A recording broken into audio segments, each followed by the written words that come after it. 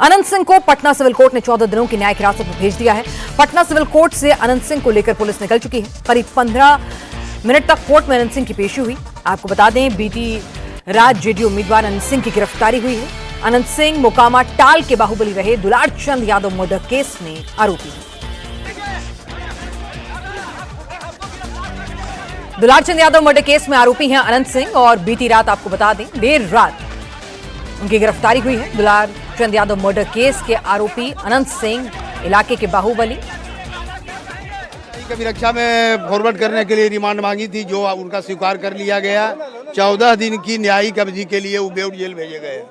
अब पुलिस का कोई रिमांड का लेटर भी पड़ा था यहाँ? नहीं, अभी रिमांड का नहीं, वो तो अभी रिमांड कर बेऊर करना था, वो तो बाद का प्रक्रिया। बाद का चीज में क्या प्रक्रिया? आज उनको जेल भेजना था, उनका एप्लीकेशन गया, FIR था, जो दस्तावेज पुलिस के पास उपलब्ध थी, उसी दस्तावेज के आधार पर जज साहब ने न्यायिक अभिरक्षा में 14 दिन के लिए बेऊर भेज दिया। आधार तो FIR में नाम था। हाँ, बस वही मामला। MPMLA court. आप MPMLA कोर्ट। बेल का पिटीशन दिया था? नहीं, बेल का पिटीशन अभी दाखिल नहीं हुआ। नहीं, अभी कोई दाखिल नहीं। अभी बेऊर जेल उनको भेजा गया। आप लोग दाखिल करेंगे बेल? हाँ, बेल करेंगे। अभी चुनाव है, अभी चुनाव देखेंगे। पुलिस ने रिमांड नहीं मांगा। रोल हमारे साथ नीतीश चंद्र भी इस वक्त जुड़ चुके हैं। नीतीश, जब न्यायिक हिरासत मांगी गई, क्या कुछ हुआ अदालती कार्रवाई के दौरान जब अनंत सिंह को पेश किया गया? जानकारी चाहेंगे आपसे, दोनों तरफ से क्या दलील दी गई? जी हाँ, देखिए, जी हाँ, अनंत सिंह को पेशी के लिए लाया गया था। कल रात उनकी गिरफ्तारी हुई और उसके बाद से उनको लगातार स्पेशल सेल में रखा गया था।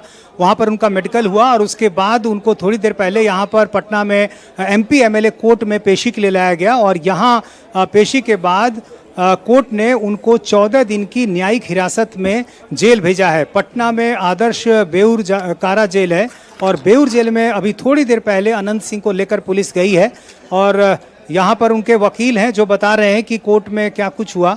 जो FIR में जो आरोप है, गिरफ्तारी का आधार है, उसका जिक्र किया गया और उसके आधार पर बताया गया कि उनको क्यों गिरफ्तार किया गया है।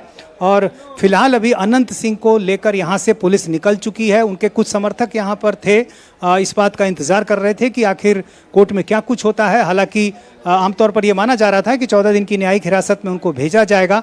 तो अब मोकामा का चुनाव जो है, जाहिर है वहाँ एक दिलचस्प मोड़ आया है, जहाँ चुनाव के ठीक पहले एक पॉलिटिकल मर्डर हुआ और उसके बाद जो उम्मीदवार हैं उनको गिरफ्तार कर लिया गया। तो अनंत सिंह की गिरफ्तारी के बाद अब मोकामा का चुनाव देखना है किस करवट लेता है, वहाँ के जातीय समीकरण पर इसका क्या असर होता है और ये सारी चीज़ें जाहिर है आने वाले दिनों में देखने को मिलेंगी। और मोकामा का जो चुनाव होगा वो पुलिस के लिए भी एक बड़ी चुनौती होगी, क्योंकि पिछले कुछ दिनों से जिस तरह से वहाँ लगातार तनाव बना हुआ है, ऐसी स्थिति में जिला प्रशासन के लिए भी एक बड़ी चुनौती है कि वहाँ सब कुछ शांतिपूर्वक संपन्न कराया जाए। जी, मोकामा में जिस तरह से एक पूरा बाहुबली दबंगों का पूरी राजनीति रहती है और अनंत सिंह का वहाँ जिस तरह का होल्ड है, तो ऐसे में अब चुनाव में वोटिंग से ठीक पहले अनंत सिंह न्यायिक हिरासत में भेजे गए हैं, तो वहां पर किस तरह का माहौल है उनके समर्थकों के बीच में? और साथ ही साथ ये भी जानना चाहेंगे क्या उनके वकील उनके लिए बेल अपील कर रहे हैं और आज क्या पुलिस ने रिमांड भी मांगी? क्या हुआ अदालती कार्रवाई में? कुछ डिटेल्स अगर निकल कर आ रही हो तो नीतीश। देखिए, अभी बेल के लिए कोई आवेदन नहीं दिया गया था और जहां तक रिमांड की बात है, पटना के SSP ने कल ही स्पष्ट कर दिया था कि अभी हम रिमांड लेने की स्थिति में नहीं है, क्योंकि सामने अभी चुनाव है।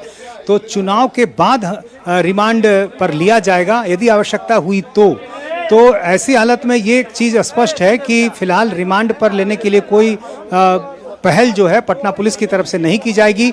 और दूसरी बात कि अभी फिलहाल जब उनको भेज दिया गया है जेल, तो यहाँ पर फिलहाल उनके वकील हैं और वकील ये जानकारी थोड़ी देर पहले मीडिया को दे चुके हैं कि बेल के लिए, जमानत के लिए कोई आवेदन इन लोगों की तरफ से नहीं किया गया है और जाहिर है अभी 14 दिन की न्यायिक हिरासत में उनको भेजा गया है। इसके बाद उनकी तरफ से बेल का आवेदन हो सकता है, लेकिन फिलहाल अभी बेल के लिए कोई प्रेरण नहीं किया गया है। जी नीतीश, और अगर वहां के चुनावी समीकरण की बात करें, सेंटिमेंट्स की बात करें, तो वो किस तरह से अब जाते हुए मुड़ रहे हैं?